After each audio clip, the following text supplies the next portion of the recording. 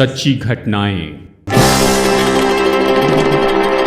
Oxford university में अध्ययन करने वाला एक नौजवान, उसने ग्रीक भाषा में प्रवीणता हासिल की।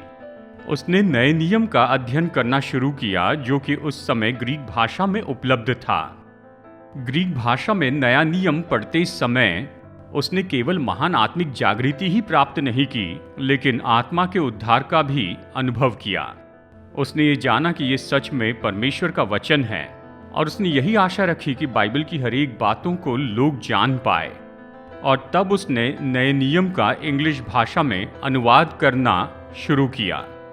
नए नियम के सत्य बहुत से लोगों को बताना शुरू किया, लेकिन उन दिनों में ये कानून था कि केवल याजक ही पवित्र वचन को पढ़ सकते और बाकी कोई उसे नहीं पढ़ सकता है।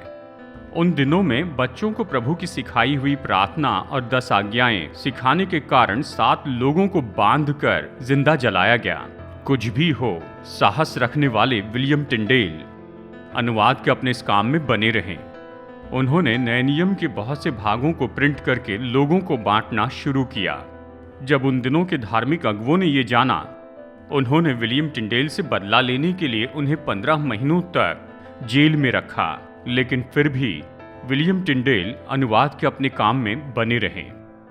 उस समय के धार्मिक अगुवों ने विलियम टिंडेल के द्वारा नए नियम के कुछ भागों का जो अनुवाद किया गया था उसे जला दिया। विलियम टिंडेल ने अनुमान लगाकर कहा, जैसे तुम मेरे अनुवाद की कॉपी जला रहे हो वैसे तुम एक दिन मुझे जला दोगे। बिल्कुल वैसे ही 1536 के अक्टूबर महीने के एक शुक्रवार के दिन उन्हें युक्ति करके पकड़कर उनके शरीर को तब तक जलाया जब तक कि वो राख न हो जाएं। जब उन्हें जलाया जा रहा था उन्होंने कहा, हे प्रभु, इंग्लैंड देश के राजा की आंखें खोल दे।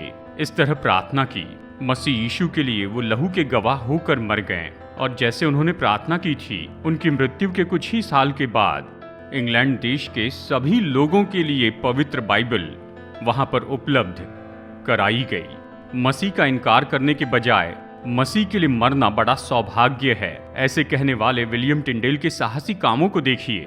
बहुत से शहीदों ने अपने प्राण को बलिदान करके ये पवित्र बाइबल हमारे लिए उपलब्ध करवाई है, और इसलिए कृपा करके अपने लिए एक पवित्र बाइबल ले लीजिए और इसे प्रतिदिन पढ़कर परमेश्वर की आशीषों को प्राप्त करें।